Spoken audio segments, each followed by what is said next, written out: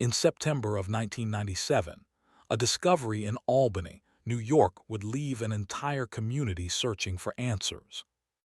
Early that morning, park workers walking through Washington Park noticed something disturbing near a wooded area. Lying on the ground were the burned remains of a newborn baby, wrapped in cloth. Police were called immediately. The infant had suffered severe burns, particularly on the back and head. There were no identifying items, no witnesses, no signs of who the baby belonged to or how he ended up there.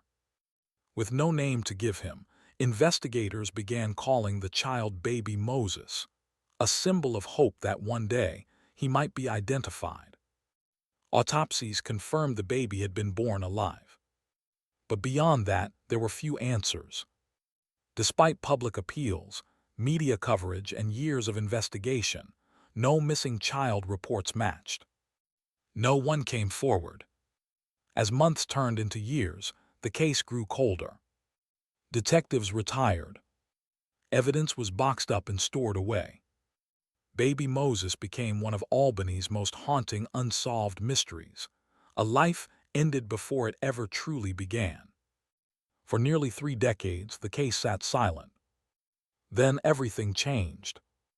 In the early 2020s, advances in forensic genealogy gave cold case investigators a new tool: the ability to identify people through distant relatives using DNA databases.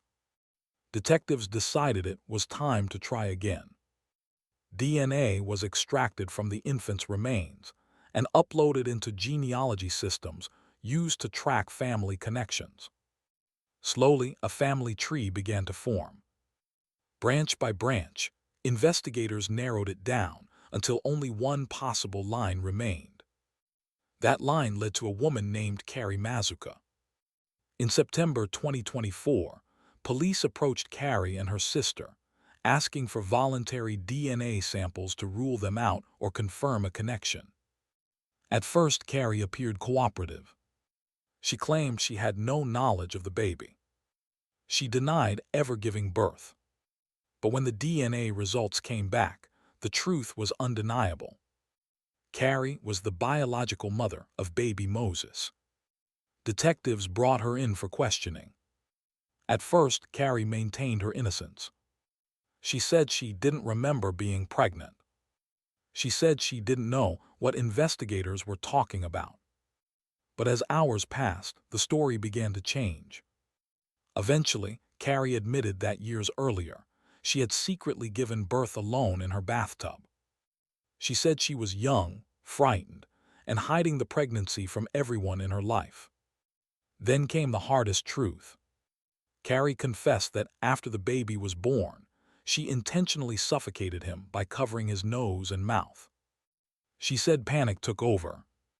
She didn't know what to do, and instead of asking for help, she tried to erase what had happened.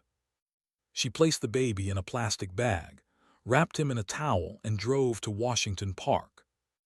There, she set the towel on fire, believing that destroying the evidence would also destroy her guilt. For 27 years, she lived her life while the truth remained buried. But DNA remembers what people try to forget. After her confession, Carrie was allowed to go home while investigators finalized their case. 1 week later, she was formally arrested and charged with murder, tampering with evidence, and concealment of a corpse. In April 2025, she pleaded guilty to first-degree manslaughter and tampering with evidence. In court, prosecutors revealed new details. The baby weighed over 9 pounds and likely experienced pain before death. The judge sentenced Carrie to 25 years in prison, followed by 5 years of supervision after release. For the first time, baby Moses was finally given justice. This case is not just about a crime, it's about time, science, and accountability.